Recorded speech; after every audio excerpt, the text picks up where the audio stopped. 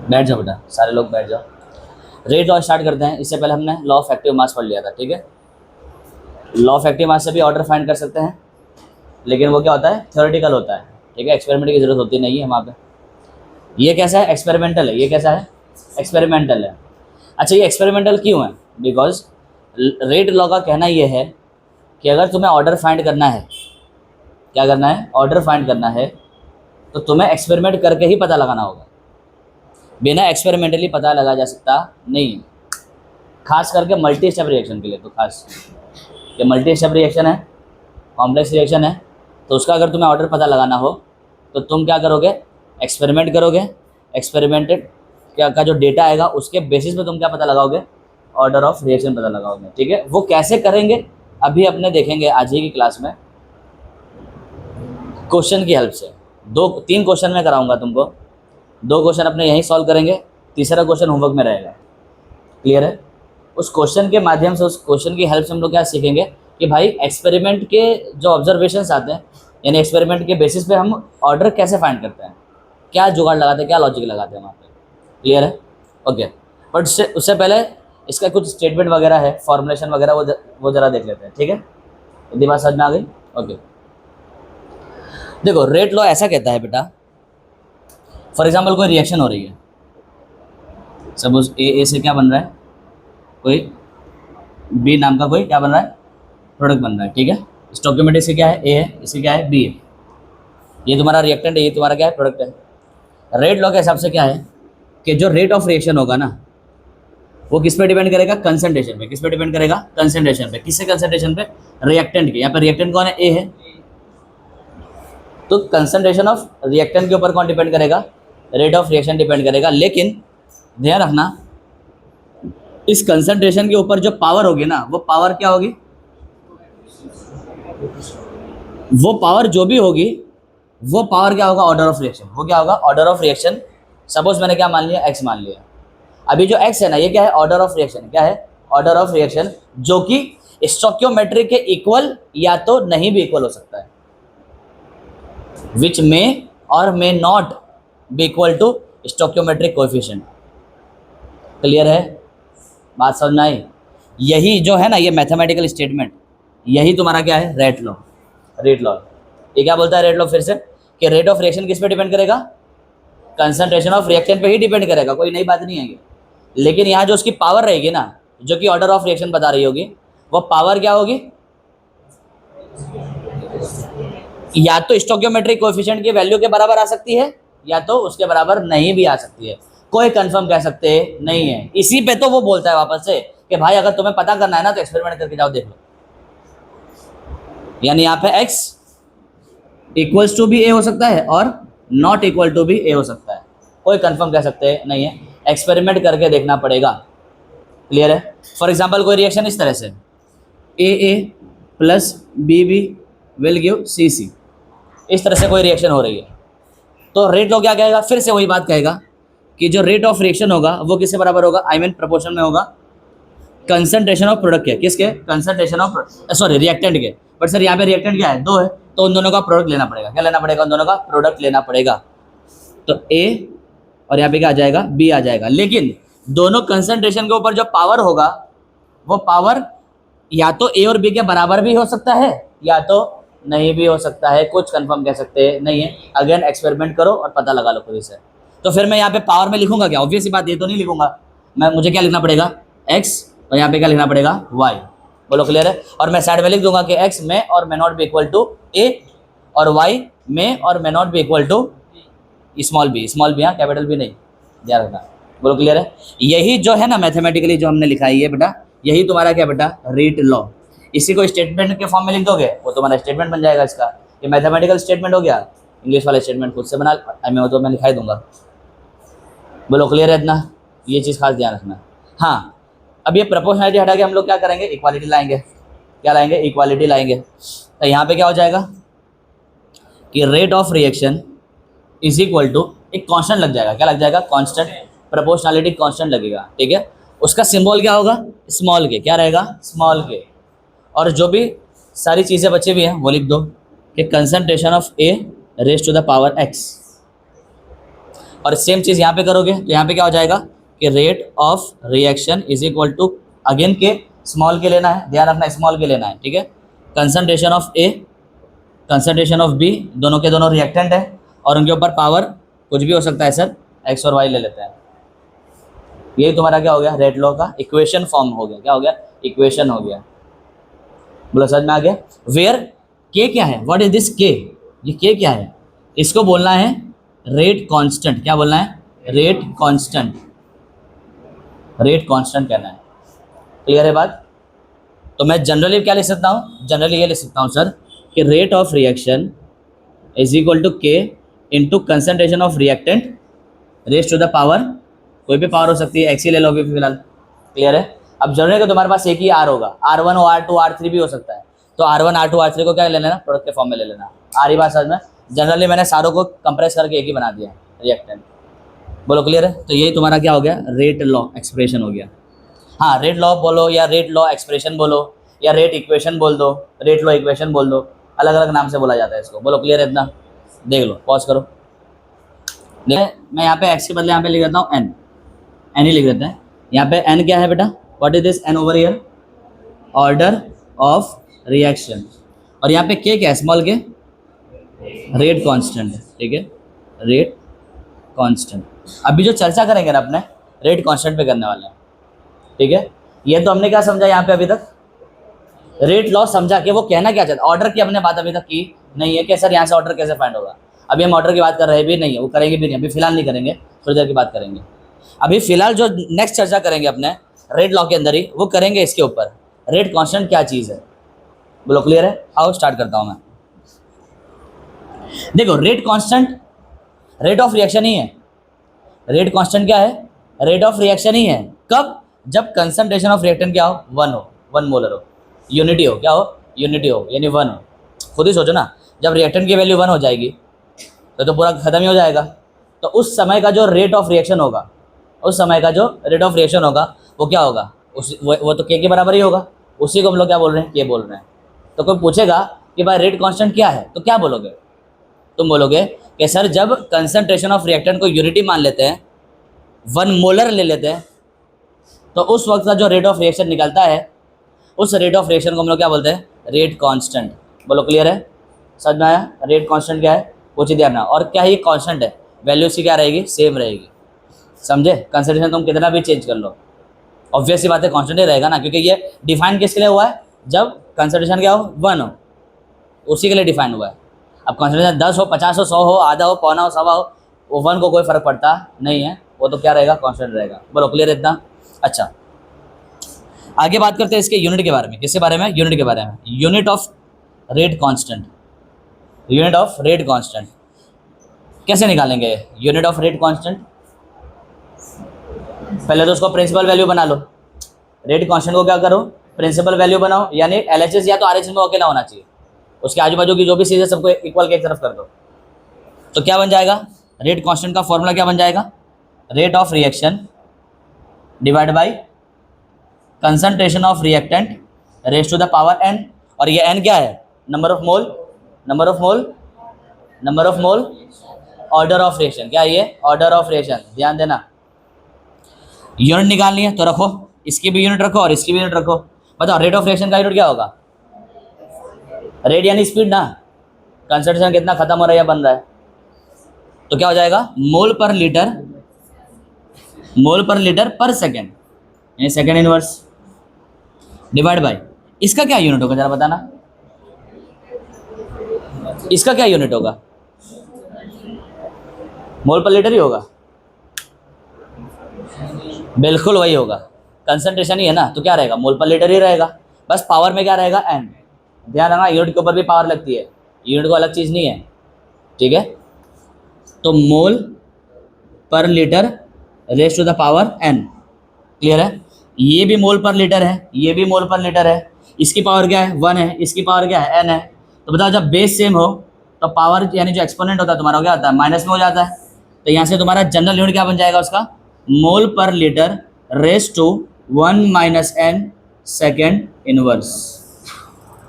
बोलो क्लियर है। ये यूनिट किसका बन गया बेटा, रेट कांस्टेंट का। किसका बन गया, रेट कांस्टेंट का। यानी अगर तुम्हें ऑर्डर ऑफ रिएक्शन पता है, क्या पता है, ऑर्डर ऑफ रिएक्शन पता है, यानी एन की वैल्यू पता है, तो तुम वहाँ से क्या करोगे, के की वैल्यू निकाल सकते हो।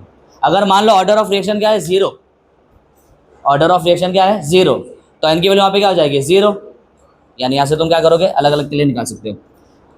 अच्छा हाँ, ऑर्डर ऑफ रिएक्शन 1 2 3 होता है क्या, अलग अलग भी हो सकता है, ध्यान रखना, 1.5 2.5 -3 माइनस प्लस पॉइंट में सब कुछ हो सकता है, वो ध्यान रखना, और तो एक्सपेरिमेंटली जो आएगा वो अपने को मानना पड़ेगा, अभी देखेंगे अपने, ठीक है। बट फिलहाल हम चर्चा किसी करेंगे, zero order, I mean n is equal to 0 1 और 2 की ही चर्चा करेंगे इस चैप्टर के अंदर, ठीक है। अब देखते हैं, अगर जीरो ऑर्डर रिएक्शन यानी एन की वैल्यू क्या है, जीरो है, तो बताओ के की यूनिट क्या बन जाएगी, मोल पर लीटर पर सेकेंड, मोल पर लीटर पर सेकेंड, यानी रेट कांस्टेंट किसके बराबर हो जाएगा, आर के बराबर ही तो हो जाएगा, तो जो इसका यूनिट होगा वही तो इसका यूनिट होगा। भाई जीरो ऑर्डर में ये तो सीखा था कि कंसंट्रेशन पे डिपेंड करता ही नहीं है, तो जो आर का होगा वही यूनिट बन जाएगा, वो ये बोल भी रहा है वही चीज़ कि मोल पर लीटर पर सेकेंड। अगर एन इज इक्वल टू क्या है, 1 है, बताना तो जरा के की यूनिट क्या हो जाएगी, सिर्फ सेकेंड इनवर्स, क्या रह जाएगा, सेकेंड इनवर्स। और उसी तरह से अगर n की वैल्यू 2 है, ऑर्डर ऑफ रिएक्शन क्या आया, 2 आया, तब फिर यूनिट क्या बन जाएगा, मोल per litre inverse, second inverse. इधर भी क्या आ जाएगा, -1, इधर भी क्या आ जाएगा, -1, यानी यूनिट इस तरह से बन जाएगी कि मोल पर लीटर और उसके ऊपर भी पावर क्या रहेगा, -1, और फिर यहाँ पे क्या रह जाएगा, सेकेंड इनवर्स। इसको खोल खाल करके तोड़ मड़ोड़ करके और भी आगे सॉल्व कर सकते हो तुम। ये इनवर्स इधर जाएगा तो मोल इनवर्स हो जाएगा, और लीटर के ऊपर जब आएगा तो इनवर्स इंटू इनवर्स क्या हो जाएगा, मतलब -1 इंटू -1 क्या हो जाएगा, 1, यानी कहानी पलट जाएगी, यानी लीटर पर मोल पर सेकेंड, लीटर पर मोल पर सेकेंड। क्लियर है, इस तरह से तो तुम देख लेना, बोलो समझ में आ गया, पक्का समझ में आ गया, ध्यान रखना, पॉज करो, देख लो एक बार।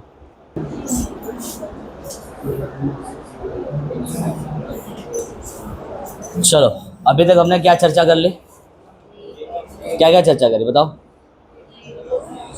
रेट ऑफ, हाँ, रेट लॉ समझा कि वो कहना क्या चाहता है, उसको मैथमेटिकली उसका एक फॉर्मूला तैयार किया, ये नंबर 1 सीखा। नंबर 2 क्या सीखा, वो रेट लॉ जो इक्वेशन था उसके अंदर एक कांस्टेंट आ रहा था, उसको थोड़ा समझा कि वो क्या है, उसकी डेफिनेशन देखी कि जब कंसंट्रेशन 1 रहेगा तो उस वक्त आर आर को ही क्या बोलना है, रेट कांस्टेंट बोलना है। फिर हमने उसकी यूनिट देख ली, ठीक है, जनरल यूनिट उसकी निकाल ली थी हमने, ठीक है। अब कुछ रिलेशन है ऐसे ही ज़बरदस्ती, मन कर रहा है तो करा दे रहा हूँ, वो ज़रा देख लेते हैं। किसके बारे में, रेट कांस्टेंट के बारे में, किसके बारे में, rate constant, rate of reaction नहीं, रेट कांस्टेंट, ठीक है। सपोज कोई रिएक्शन है, A plus B will give suppose C ऐसा कुछ है, ठीक है, डी भी ले सकते हो, और डी ले जाएगा तो ज़बरदस्ती लंबा हो जाएगा, ठीक है। अच्छा बताओ, एग्जीक्यूट करना है, ज़रा सोचना पड़ेगा, देखो तो पॉज करो ज़रा, बताओ क्या था रेट ऑफ रिएक्शन का फॉर्मूला, रेट लॉ के अकॉर्डिंग क्या था, K into A whole to the power x b whole to the power y। Now ये तो वह रेट ऑफ रिएक्शन का रेट लॉ के अकॉर्डिंग फॉर्मूला। एक रेट ऑफ रिएक्शन का एक और फॉर्मूला देखा था तुमने शुरू में, याद है, बाय डेफिनेशन वाला, कि rate of reaction is equal to 1 upon stoichiometric coefficient of reactant into minus delta R upon delta T, या D R upon D T, जो भी था वो, तो वो भी तो लिख सकते हैं यहाँ पे। यानी ये तो चलो ये हो गया इक्वेशन नंबर 1। उसी तरह से आर आर को मैं एक और तरीके से लिख सकता हूँ 1 अपॉन स्टोइकियोमेट्रिक कोएफिशिएंट ऑफ, यहाँ पे रिएक्टेंट ए की बात कर लेते हैं, ए इंटू क्या बोलेंगे, minus delta A upon delta T. बोलो क्लियर है, बताओ ये दोनों को मैं इक्वेट कर सकता हूँ कि नहीं कर सकता हूँ, बिल्कुल सर, ये दोनों को कैसे इक्वेट कर सकते हैं। ये है तुम्हारा नंबर 2, तो फ्रॉम 1 and 2 हम बोल सकते हैं ये 1 upon stoichiometric coefficient of A into minus upon delta T is equal to k to x B raise to y. बोलो क्लियर है इतना? इतना समझ में आ गया? अच्छा, ये क्या है तुम्हारा? ये क्या है तुम्हारा? What is this? Rate of change, rate of appearance, disappearance. तो इसको मैं लिख सकता हूँ रेट ऑफ डिसअपीयरेंस ऑफ ए। मतलब स्टोक्योमेट्रिक कोएफिशिएंट को उधर ले सकता हूँ मैं, तो इसी क्या आ जाएगा के इंटू स्टोक्योमेट्रिक कोएफिशिएंट ऑफ ए। चूंकि ये भी कांस्टेंट है, ये भी कांस्टेंट है, इसको मैंने, तो इन दोनों को मैंने जब मैंने मल्टीप्लाई तो अलग से ब्रैकेट में डाल दिया, ठीक है। Multiply by concentration of A, concentration of B, x और वाई। बोलो क्लियर है? यहाँ पे ये दोनों को मैं स्पेशल इसको सिंबल दे सकता हूँ कि कैपिटल के और नीचे क्या लिख दूंगा ए। ये मुझे बताना था। यानी यहाँ से हम लोग क्या बोलेंगे कि rate of disappearance of A is equal to capital के A into concentration of A raise to x, concentration of B raise to y. बोला रही बात समझ में? व्हाट, इसको क्या बोलना है? ये भी तो कांस्टेंट ही है। क्यों ये कांस्टेंट है? बिकॉज स्टोक्योमेट्री भी क्या रहेगा, स्टोक्योमेट्रिक कोएफिशिएंट भी क्या रहेगा, वो थोड़े ना चेंज होने वाला है। बैलेंस केमिकल इक्वेशन में तो वो तो चेंज होने वाला नहीं है, वो तो वही का वही रहेगा। ये भी कांस्टेंट है। तो ये दोनों कांस्टेंट को मिला करके हमने क्या बना दिया, एक नया कांस्टेंट बना दिया, दैट इज कॉल्ड कैपिटल के। इसको क्या बोलोगे? इसको बोलोगे rate constant with respect to A. ये ए के हिसाब से क्या है, ये बी के हिसाब से होने वाला नहीं है, क्योंकि बी की स्टोक्योमेट्री अलग होगी। अरे बी के लिए भी तो के तो सेम ही है, लेकिन स्टोक्योमेट्रिक कोएफिशिएंट बी का तो सेम नहीं होगा ना। क्लियर है? तो जब तुम बी के लिए सेम कहानी रचाओगे, यानी यहाँ पे तुम क्या लिखोगे, 1 upon stoichiometric coefficient of B multiply by minus delta B upon delta t. तो ये स्टोक्योमेट्रिक कोएफिशिएंट ऑफ बी जब वहां जाएगा तो के तो सेम है दोनों में, लेकिन स्टोक्योमेट्री ऑफ बी और स्टोक्योमेट्री ऑफ ए अलग है। तो इन दोनों का मल्टीप्लीकेशन का आंसर क्या आएगा, अलग अलग आएगा। ए के टर्म्स में के ए आएगा मान लो, उसके टर्म में क्या आएगा, के बी आएगा। तो वो के और के बी को बोलोगे क्या, rate constant with respect to A. नहीं समझ में आ रही है क्या बात? एकदम सिंपल है। बी के लिए क्या हो जाएगा, अब पूरा बी के लिए डेरिवेशन करने की जरूरत नहीं है, यहीं से कॉपी पेस्ट मार दो, यहीं से क्या करो, कॉपी पेस्ट कर दो। ये तुम्हारा इक्वेशन क्या बोल लो, इसको इक्वेशन नंबर ए बोल लूँ। Similarly rate of disappearance of B, भाई बी भी तो रिएक्टेंट ही है, तो भी डिसअपियर हो रहा होगा, तो वहाँ पे ध्यान रखना, ठीक है उस चीज़ का। इज इक्वल टू क्या आ जाएगा बताओ, यहाँ पे क्या था, कैपिटल के ए था, तो वहाँ पे क्या आ जाएगा, कैपिटल के बी आ जाएगा। ध्यान रखना यहाँ पे कैपिटल लिखना है, स्मॉल मत लिख देना। मल्टीप्लाई बाय जो भी था remaining raise to x Y.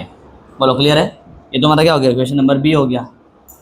Same कहानी तुम सीख, ये अब क्या बचा तुम्हारा, प्रोडक्ट बचा। तो यहाँ पे तुम प्रोडक्ट के तौर पे भी तो लिख सकते हो, आर को, आर को रिएक्टेंट और प्रोडक्ट दोनों के तौर पे लिख सकते हैं ना बेटा, याद है वो तो सब पहले किया था आपने। तो यहाँ पे क्या लिखूंगा बताओ जरा, and rate of appearance of C is equal to k C concentration of A raise to x B raise to y. बोलो क्लियर है? तो यहाँ से तुम्हें एक नई चीज़ देखने मिली है कि कैपिटल के ए, कैपिटल के बी और capital K C, that is K small k into stoichiometric coefficient of A, और यहाँ पे small k multiply by stoichiometric coefficient of B, small k into stoichiometric coefficient of C. ये तीन नए formula तुमको देखने मिले हैं, मुझे यही बताना था असल में। क्लियर है? तुमको वो रेट कांस्टेंट दे देगा और बोल देगा रेट कांस्टेंट की वैल्यू बताओ विद रिस्पेक्ट टू ए। तुमको वो जनरल के दे देगा, यानी पूरे रिएक्शन का रेट कांस्टेंट देगा। वो बोलेगा कि भाई सिर्फ ए के रिस्पेक्ट में बताओ, सिर्फ बी के रिस्पेक्ट में बताओ, यानी कोई भी एक रिएक्टेंट है तो कोई भी एक प्रोडक्ट के रिस्पेक्ट में बता दो। कुछ नहीं करना है, वो जो स्मॉल के की वैल्यू है बस रिएक्शन में देख लो स्टोक्योमेट्री क्या है, मल्टीप्लाई कर दो। रिएक्टेंट की स्टोक्योमेट्री को मल्टीप्लाई करो तो रिएक्टेंट का आ जाएगा, प्रोडक्ट को करोगे तो प्रोडक्ट का आ जाएगा। बोलो क्लियर है?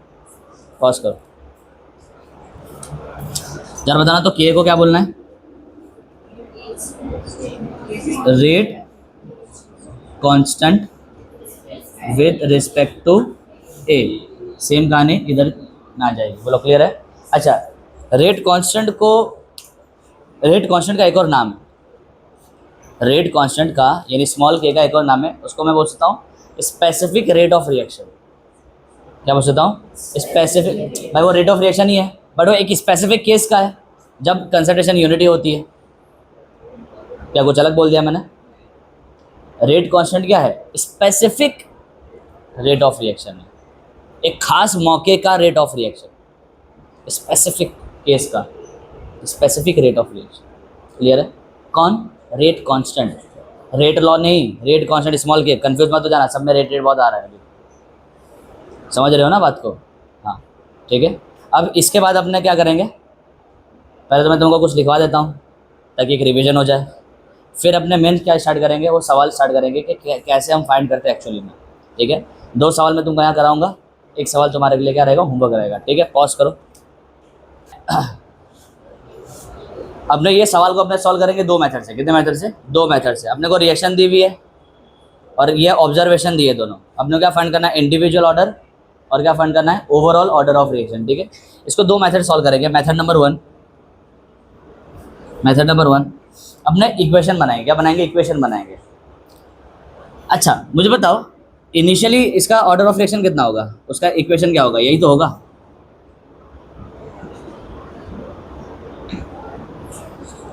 Order of reaction, sorry order, ये रेट ऑफ रिएक्शन में क्या मान लेता हूँ? आर मान लेता हूँ। क्या मान लेता हूँ? आर। भाई ये वाला आर और ये वाला आर अलग अलग, ये रिएक्टेंट का आर है और ये रेट ऑफ रिएक्शन का आर है। ठीक है, वो आर कौन लिखेगा? मैं सिर्फ आर लिख रहा हूँ। ठीक है, ये तुम्हारा क्या हो गया? Equation number 1। ये क्या हो गया? Equation number 1। ये कब का रेट ऑफ रिएक्शन है? जब कंसंट्रेशन में कोई तुमने चेंज करा नहीं था, इनिशियल वाला। कौन सा वाला? इनिशियल वाला। अब तुमने क्या करा? चेंज करा कि तुमने आर के बदले क्या ले लिया? उसको डबल कर दिया, यानी 2r कर दिया। तो रेट ऑफ रिएक्शन बताओ, चेंज हो जाएगा। आर डैश मान लेता हूं मैं उसको, तो उसके लिए रेट लॉ क्या हो जाएगा? के, ये तो सेम ही रहेगा ना, ये भी बदल जाएगा भाई, ये तो कांस्टेंट है।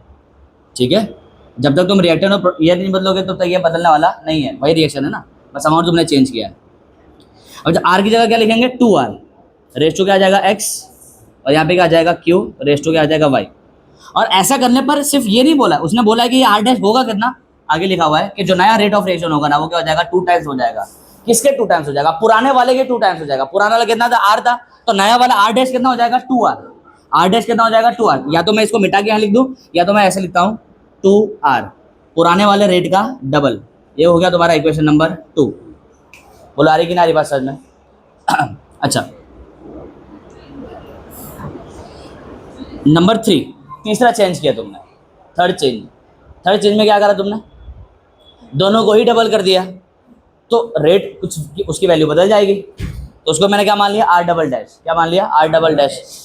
तो उसकी वैल्यू किस बराबर हो जाएगी कि K 2r raise to x 2q raise to y is equal to, और ये आर डबल डैश की वैल्यू आगे दे दी है कि कितना हो जा रहा है? 8 टाइम्स, यानी पुराने वाले रेट का कितना गुना हो जा रहा है? 8 गुना। कितना गुना हो जा रहा है? 8 गुना हो जा रहा है। ये तुम्हारा क्या हो गया? इक्वेशन नंबर 3 हो गया। मेथड नंबर 1 में तुम्हें क्या करना है? रेट को डिवाइड करना है। क्या करना है? डिवाइड करना है। तो क्या हो जाएगा? कुछ कैंसिलेशन होगा। क्या होगा? कैंसिलेशन।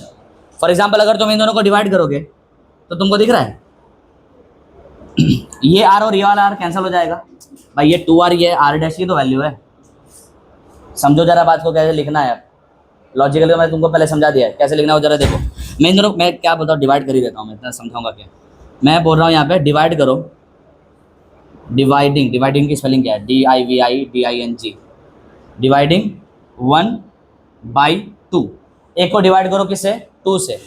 तो बताओ r अपॉन आर डैश आ जाएगा, बट आर डैश की वैल्यू कितनी है? 2r। तो मैं यहाँ पे सीधा क्या लिख सकता हूँ? r upon 2r is equal to क्या हो जाएगा? ये अपॉन ये, तो k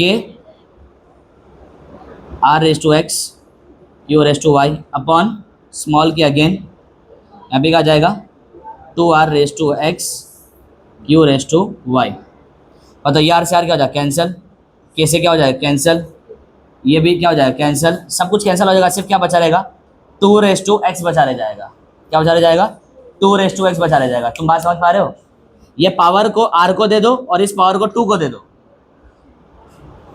ये पावर को r को दे दो और ये पावर 2 को भी दे दो, तो 2 मल्टीप्लाई बाई r, तो r और r क्या हो जाएगा, कैंसल। समझ पा रहे हो बात? तो तुम्हारा क्या हो जाएगा, 1/2 इज इक्वल टू 1/2 बोलो क्लियर है? और यहाँ से पता चल ही रहा है तुम लोग को, क्या पता चल रहा है कि एक्स की वैल्यू क्या है, 1 है। यहाँ पे देखो ना 1 है ना, तो यहाँ से क्या पता चल गया कि therefore x is equal to 1। यानी order with respect to r, reactant r is first order. क्या फर्स्ट ऑर्डर? बोलो क्लियर है? पॉज करो। तो मैं ना इसको थोड़ा सिंप्लीफाई करके यहाँ पे लिख सकते हो, यानी 2 को बाहर निकाल दो, 2 को बाहर निकाल दो, तो उसका सिंप्लीफाइड वर्जन तुम यहाँ पे लिख सकते हो, ठीक है? जैसे मैं भी लिख देता हूँ, कहाँ लिखूँ, जगह भी नहीं छोड़ी मैंने। स्मार्ट बोर्ड होता ना तो अभी वो सिलेक्ट करता उसको नीचे वो कर देता। बोलो तुम लोग बोलो, मैं क्या बोलूँ, बच्चे लोग की सुनी जाती है भाई। इसको हम क्या कर सकते हैं, 2 को बाहर निकाल लो, क्या करो 2 को बाहर निकाल लो, तो r डैश क्या हो जाएगा, k into 2x r q/y is equal to 2r। अब इसको और बाहर निकाल लो, देखो एकदम स्टेप बाय स्टेप समझा रहा हूँ, समझो ज़रा। तो 2x multiply by k r/x q/y is equal to क्या आ जाएगा, 2r। तुम सीधा इसको इक्वेशन नंबर 2 मान लो, चलो बस इसको इक्वेशन नंबर 2 मान लो। क्लियर है? अब जब इन दोनों को डिवाइड करोगे, जरा सोचो, जब इन दोनों को डिवाइड करोगे इक्वेशन नंबर 1 और 2 को, तो ये वाला हिस्सा तो कॉमन ही है ना, वो तो सीधा सीधा कैंसिल हो जाएगा।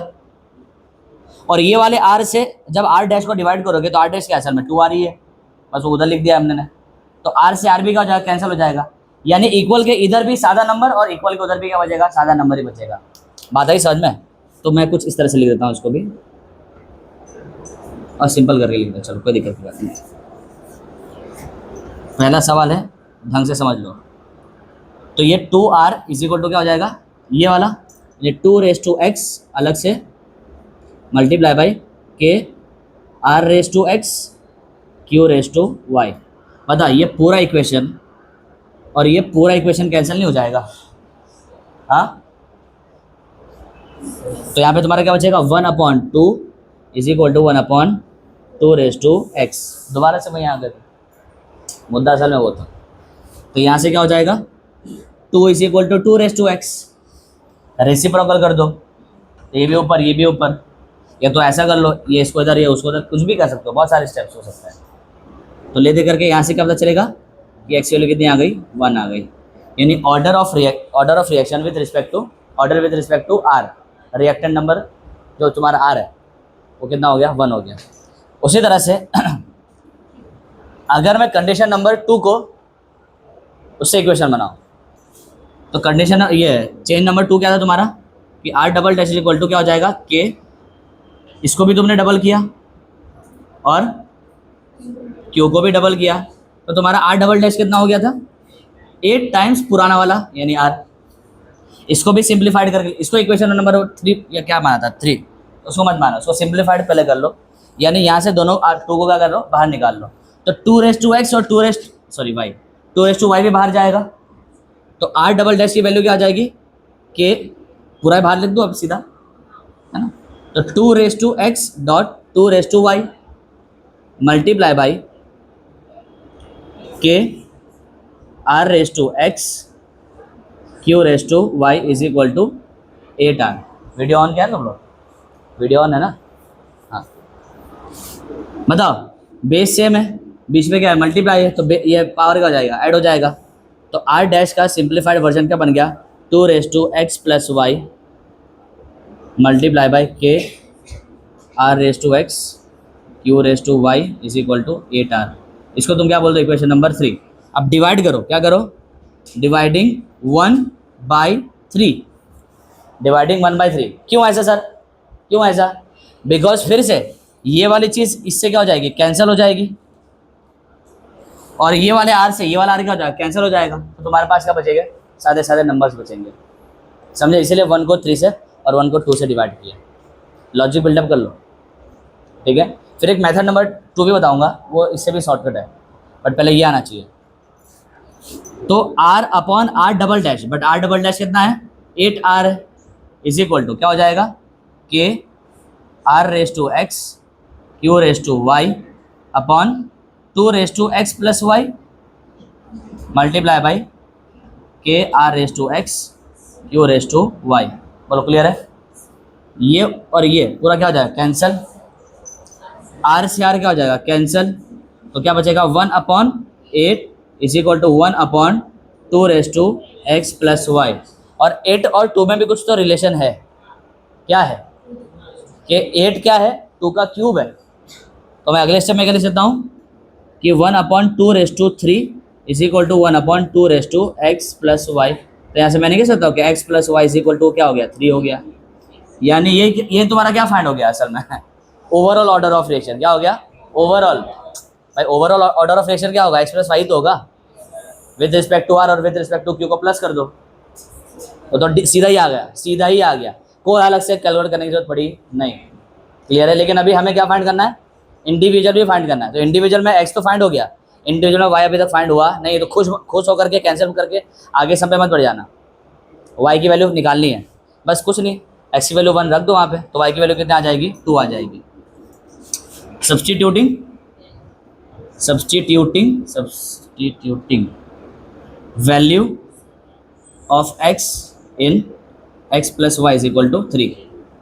तो x plus 1 plus y is equal to 3, therefore y is equal to 2। हो गया तुम्हारा फुल स्टॉप। मेथड नंबर 2 पे आते हैं बेटा, सेम सवाल में मेथड नंबर 2 पे आते हैं। इक्वेशन नंबर 1 तो इनिशियल कंडीशन पे है ही, इक्वेशन नंबर 2 बनाओ यहाँ से। इक्वेशन नंबर 2 क्या आएगा कि r dash is equal to 2 raise to, सीधा लिख दो 2 raise to x multiply by k r raise to x q raise to y। Clear है ये। बट जरा तुम ध्यान दो, इसको तुमने क्या बोला था इक्वेशन नंबर 2, जरा ध्यान दो, ये तो यही है ना और ये तो r के बराबर है, तो मैं यहाँ पे लिख सकता हूँ r, लिख सकता हूँ ना r। अच्छा और तो और r डैश की वैल्यू भी दे दी है 2r। तो मैं इक्वेशन नंबर 3 पे नहीं जाता हूँ, पहले सीधा इसी को सॉल्व करते हैं। Now from equation number 1 and 2 r dash is equal to 2 raise to x multiply by r is equal to 2r। समझे।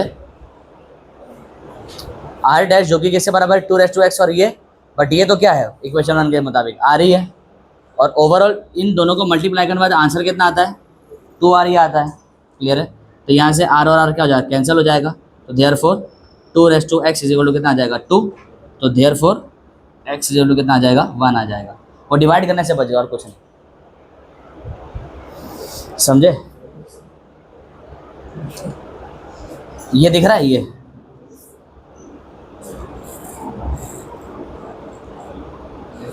दोनों सेम ही है और ये r के बराबर है, तो ये उठा के यहाँ रख सकता हूँ।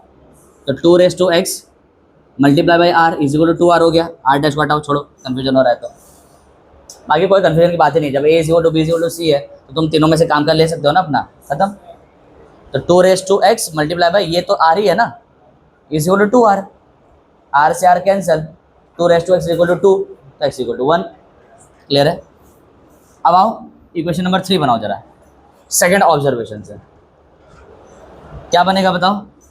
हम तो ऑलरेडी बना के आ चुके हैं, अगर ऑलरेडी नहीं बनाया होता तो तुम पूरा तरतीब से इक्वेशन नंबर 3 बना लेते, फिर लॉजिक लगा लेते शॉर्टकट वाला।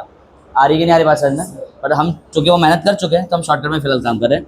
क्या था 2 raise to x plus y था, है ना, multiply by k r raise to x q raise to y।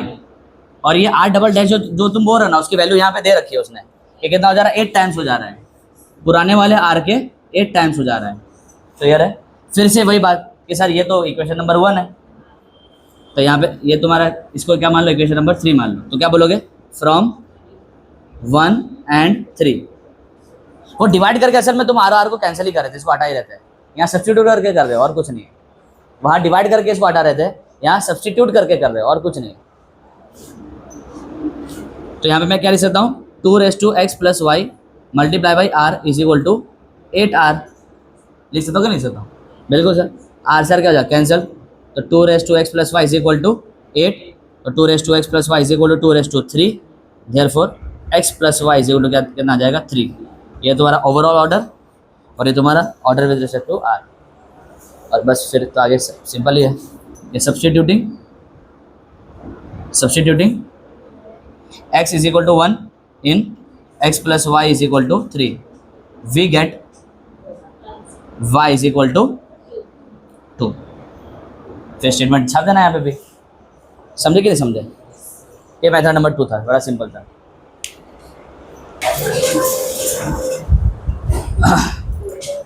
ये दोनों सवाल दिया गया है, तुमको ये रिएक्शन तुमको दी रहेगी बेटा, तो यहाँ पे भी एक रिएक्शन दी हुई है, ठीक है।